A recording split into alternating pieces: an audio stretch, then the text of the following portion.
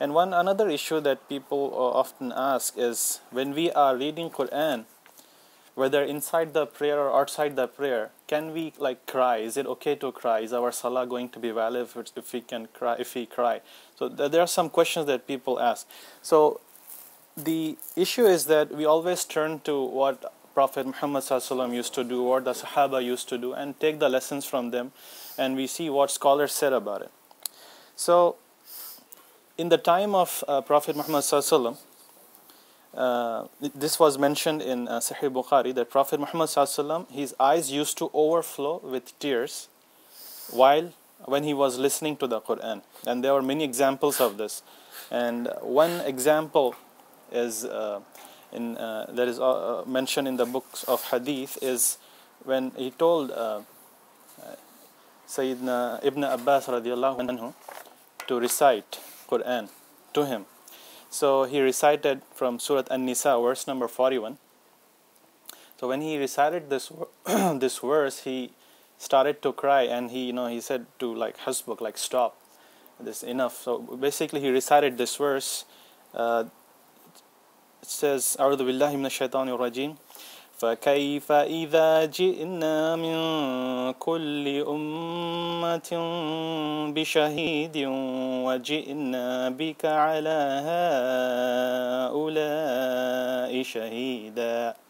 It translates to close to the meaning, how will it be then when we bring from each nation a witness, and we bring you, O Prophet Muhammad sallallahu alaihi wasallam, as a witness against these people. So that was so heavy on him. So Prophet Muhammad sallallahu alaihi wasallam used to care about his ummah so much. Always he was concerned about how he can make them Muslims. And now Allah subhanahu wa ta'ala is saying that not only some of his people are going to go into hell, but he will be asked to be a witness against these people, to be a witness in front of Allah. So he said, to Sayyidina Ibn Masud radiallahu anhu, he said, Hasbuk. He said, enough, just stop it here, and his tears were flowing. So that was one example, and this was recorded in Bukhari as well. Abdullah ibn Masud. Yeah, Abdullah ibn Masud.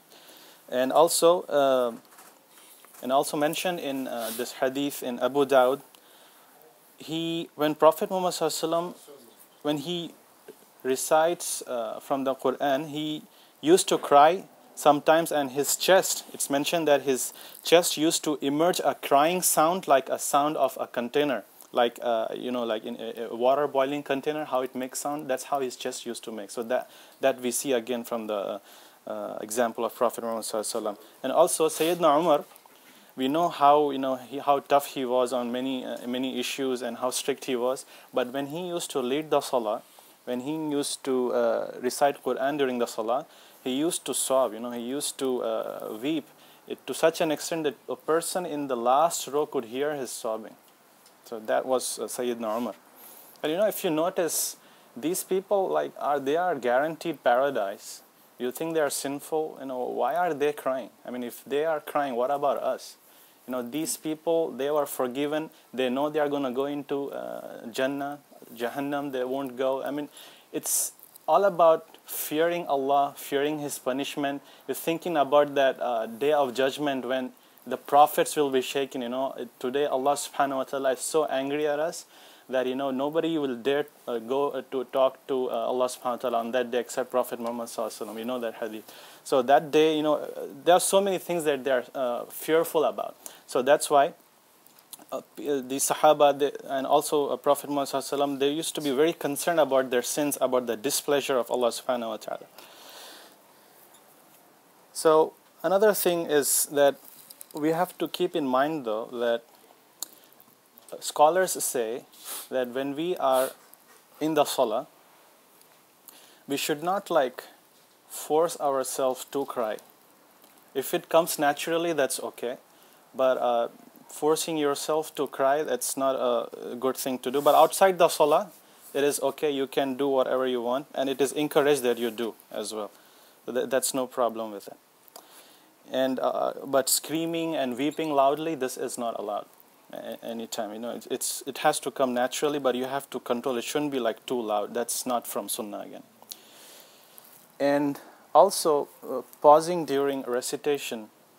So if you are reading Qur'an and sitting and reading, and some brother comes and maybe he wants to talk about a worldly thing, matters like that, can you stop reading Qur'an and talk to him and then later on continue? Is it okay? Is it allowed? What's the ruling on that? Scholars say that you have to honor, you have to respect the speech of Allah subhanahu wa ta'ala. You should not cut down the recitation and talk about the worldly things and then continue recitation. Now, if you want to really talk, you finish your recitation and then you talk, unless it's an emergency, of course. But we also find another example that if it is related to Islamic education, for example, and Islamic etiquette or something related to that, then it is okay, you can stop and talk. That was recorded by Sayyidina Abdullah ibn Umar radiallahu anhu, that he used to teach people. He would stop reading sometimes and he would talk to people. If it was a case of spreading the knowledge, then that is allowed. But people are generally, they stop and see who's coming in the masjid and what they're doing and all these things, and they might read, and if two brothers are talking, they'll stop and they say, oh yeah, I was there too and I noticed that, I witnessed that. So they'll stop all this recitation and talk to people. That's not from the etiquettes of Qur'an.